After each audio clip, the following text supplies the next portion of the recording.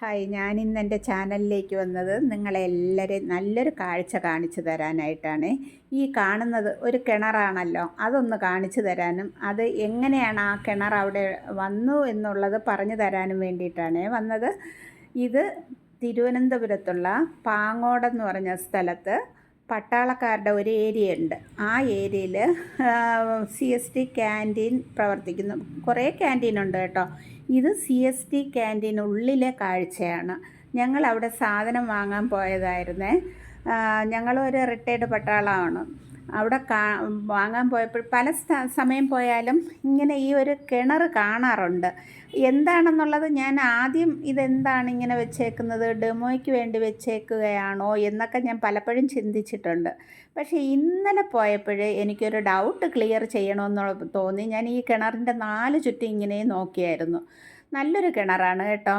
അതിൻ്റെ കപ്പിയും തൊട്ടിയും കയറും എല്ലാം വെച്ചിട്ടുണ്ട്. അപ്പോൾ അവിടെ ഇങ്ങനെ ഒരു ബോർഡ് ഇരിക്കുന്നത് ഞാൻ കണ്ടായിരുന്നു. അത് ഞാൻ ജസ്റ്റ് ഒന്ന് വായിച്ചു നോക്കി. അതൊരു വായിച്ചു നോക്കിയെങ്കിൽ എനിക്കൊരു ഡൗട്ട് തോന്നി. അവിടെ ഒരു വർക്ക് ചെയ്യുന്ന മാഡത്തോട് ചോദിച്ചു, മാഡം ഇതൊരു കിണറാണോ ഡെമോ ആണോ? അപ്പോൾ പറഞ്ഞല്ല, ഇത് ഒറിജിനൽ കിണറാണ്. പണ്ട് ഇവിടെ ഒരു ഹനുമാൻ കോവിലുണ്ടായിരുന്നു. കോവിലിൻ്റെ വകയായിരുന്നു ഈ കിണർ.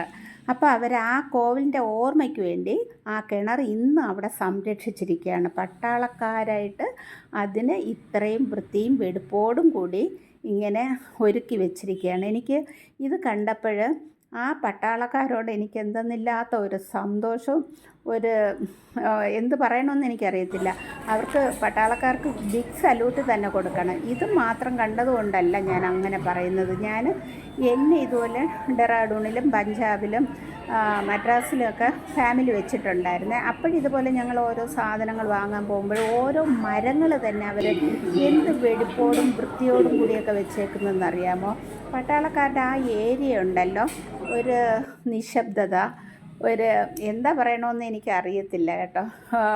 കാണാനുള്ള ആ ഒരു കാഴ്ച തന്നെയാണ്.